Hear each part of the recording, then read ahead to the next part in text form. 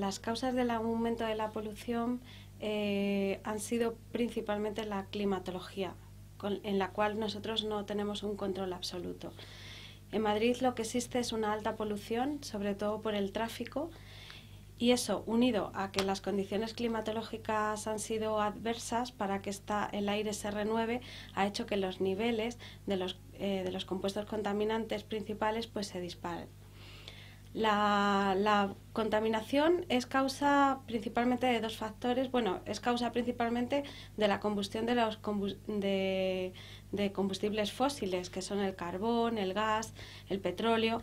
Entonces hay dos sectores que contaminan en altos niveles, digamos, que son la industria y el tráfico rodado. Y el tráfico rodado tiene la culpa del 80% de la contaminación, en contra de lo que podríamos pensar, que parece que como que la industria es mucho más contaminante. Pues no, es el tráfico rodado. Entonces ocurre que con el alto tráfico que hay en Madrid, si hay una situación climatológica como lo que ha sucedido, que hay posado sobre la ciudad un anticiclón, lo que hace es que no haya renovación de aire. Entonces el aire contaminante se queda en la capa baja y no hay posibilidad de que se renueve este aire ni que escape. Y como también el anticiclón lo que hace es que produce una ausencia de lluvias, pues imposible la renovación de aire. Para el medio ambiente el cambio climático se acelera con este tipo de sucesos, y para la salud la verdad es que hay problemas sobre todo de tipo respiratorio debido a los componentes que causan la contaminación. Los componentes principalmente son el NO2, dióxido de nitrógeno, SO2, dióxido de azufre, el ozono y las partículas en suspensión.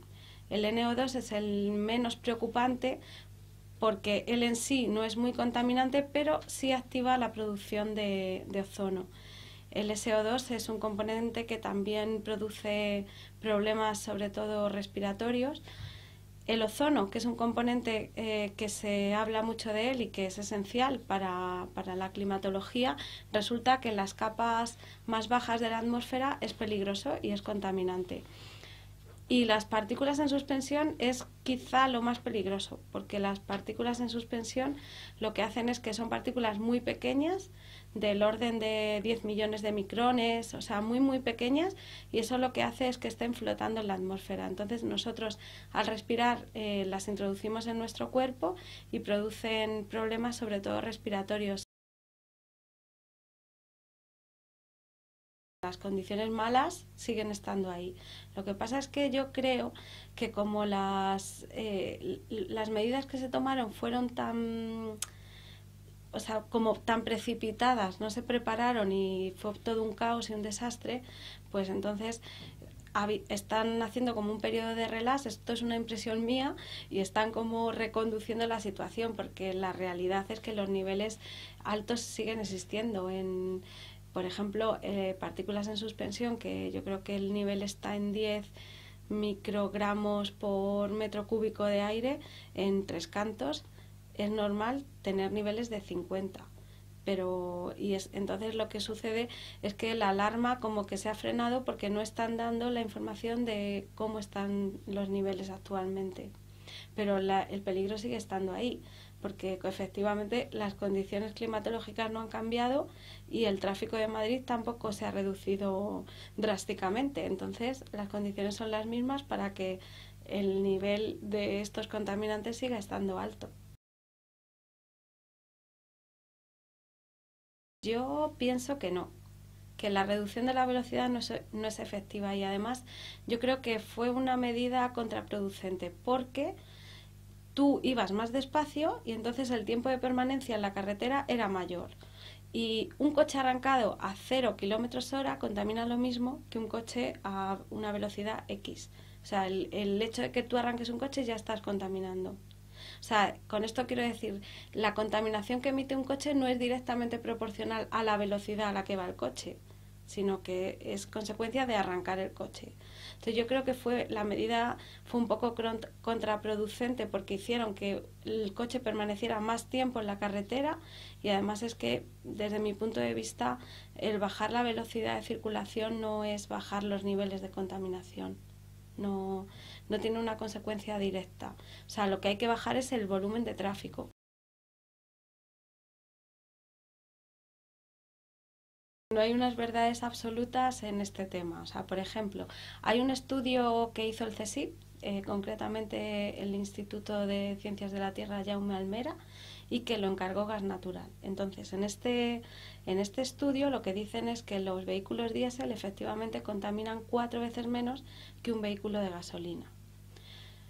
Pero también aquí hay otra cosa importante, y es que dicen que también es muy importante la vida del coche, o sea, lo antiguo que sea el coche, la antigüedad del coche, porque vieron grandes diferencias entre motores diésel fabricados antes de los años 90 o después de los años 90.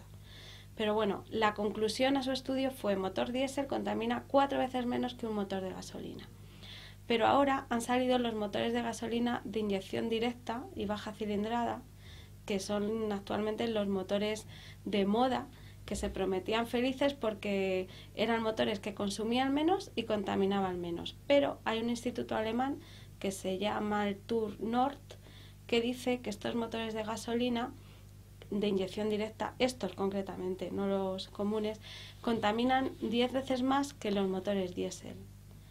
Y además, si los comparaban con los motores de gasolina antiguos, contaminaban incluso 1000 veces más que los motores de gasolina antiguos. Entonces, pues lo que te decía, no hay verdades absolutas. Por un lado tenemos estudios científicos que avalan el motor diésel, y por otro lado tenemos estudios científicos que avalan que los motores de gasolina modernos pues contaminan más. Entonces aquí hay una cosa muy importante, y es los filtros de partículas, que no todos los coches lo introducen, y es verdad que a veces en los de gasolina no se ponen porque existe ahí algo que dice que no son necesarios, pero la realidad es que lo deberían de llevar todos los coches, y es un coste de unos 500 o 600 euros. O sea, que no es un coste desproporcionado y debería estar presente en todos los coches. Hay que mejorar la calidad del transporte público, hay que hacerlo más rápido, más eficiente y sobre todo más barato.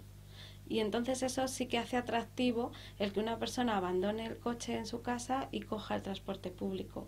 Se pueden poner medidas como existen en otros países europeos, que si tú coges 3 medios de transporte en una hora, solo pasas el ticket una vez, solo te cuenta una vez. En Madrid hay mucha gente que para llegar a su trabajo tiene que coger metro y luego autobús, y con eso ya es 2 viajes. Pues, o sea, sobre todo económicamente, que el transporte sea más atractivo, porque si no, la gente no va a dejar el coche. Fomentar la renovación del parque de vehículos de Madrid, que es un parque viejo, con vehículos, un porcentaje muy alto, vehículos de más de 11 años, y entonces contaminan más. O sea, los vehículos, o sea, el hecho de que no tengan un buen mantenimiento hace que sean más contaminantes. También se me ocurren pues parking públicos a las entradas de la ciudad gratuitos, donde tú puedas llegar para la gente que vive fuera de Madrid, que abandonen su coche en ese parking y dentro de la ciudad utilicen el transporte público. Pero vamos, para mí la medida efectiva es la económica. Yo, si fuera el Ayuntamiento de Madrid, pues revisaría un poco la dotación que le doy a la MT para, por ejemplo, el metro, que a mí me parece que es muy baja, siendo el metro el transporte más utilizado en Madrid.